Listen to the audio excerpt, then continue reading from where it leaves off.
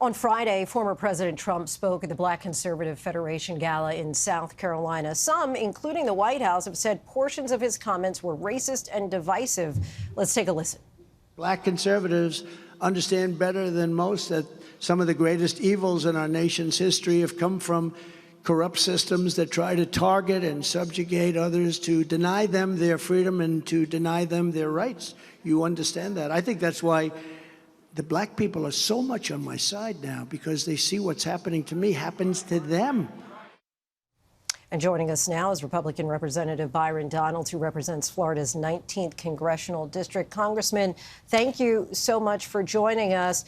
You were there that night in the room. I have to just ask you directly, I mean, did you find anything cringeworthy at all that the former president said? No, I didn't, and I think it's important for people to understand. President Trump gave a 1.5-hour speech that night.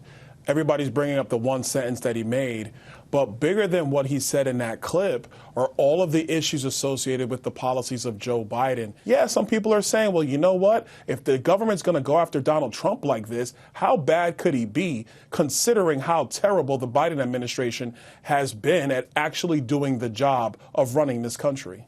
I've heard that some in the room said that they thought it was a joke. Do you think it's funny to poke fun at the injustices that many black people endure in our criminal justice system? Look, I think the way you're trying to take this is that he was making fun of what happened to other people. That is not the case. I think the president was bringing up the fact that, yes, he is being targeted because he's a Republican running for the White House. Let's be perfectly clear. That's why he's being targeted. Highlighting this one clip from a 1 hour and 30-minute speech. I wish Joe Biden would give a 1 hour and 30-minute speech. I'd be interested to see what he would say. Well, it's not just that clip. I mean, he also said, these lights are so bright in my eyes, I can't see people. I can only see the black ones. I can't see any white ones. That's not beyond the pale for you? Is there anything that he could say that you might condemn or say, you know what, that was a little bit inappropriate? So, look, I was on the stage when he said it. Everybody in the room was laughing. He was joking. It's allowed to. It's okay to crack a joke and be sarcastic. How about you take the comments that Joe Biden said when he was on the Breakfast Club almost 4 years ago, saying that if you didn't vote for him, that you aren't black. I found that very offensive. And we analyzed that as well at the time. But this is what just happened freshly over the weekend. And last thing on that, and I will move on. But I'm just curious if you can understand why some black people may have found the former president's comments this weekend offensive. Well, look, I will say if you play the clip and take it out of context, which the media is prone to do, you might find it to be that way. But as somebody who was on the stage, literally I was 5 feet away from the president while he was making his entire remarks, most of the comments by President Trump that night were talking about healing this country, healing it economically, healing the divisions in our country, securing our border, actually having a sound foreign policy, having sound leadership in the White House. I wish you guys would report that. You've said before Donald Trump is being targeted unfairly by DAs and by the Department of Justice. Trump, as we know, has been accused of a broad range of crimes, from trying to retain power by, in part, fomenting an attack on the Capitol, to illegally keeping classified documents, to election interference. Do you think that all 91 of the criminal charges that he currently faces are politically motivated?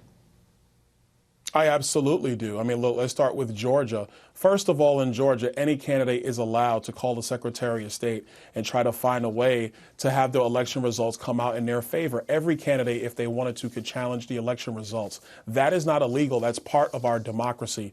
That's part of the process. I think this RICO charge, RICO is reserved for cartels, for organized crime, not for people who have questions about an election. I laid out the case for why these cases are bogus. I believe the American people agree with me. Lastly, Congressman, would you rule out being Trump's vice president pick? No, I would not rule it out. I think, look, our country, in spite of the problems that have been caused by Joe Biden and the Democrats, we have a great country. I just want to do everything I can to help get our country back on track. That's why I ran for Congress. That's why I serve in the House of Representatives today, because I believe the best years of our country are ahead of us. It'd be an honor to serve in any capacity to make sure that we're back to America First principles. Congressman Byron Donalds, we thank you so much for your time. Appreciate it. Hi, everyone. George Stephanopoulos here. Thanks for checking out the ABC News YouTube channel. If you'd like to get more videos, show highlights, and watch live event coverage, click on the right over here to subscribe to our channel. And don't forget to download the ABC News app for breaking news alerts. Thanks for watching.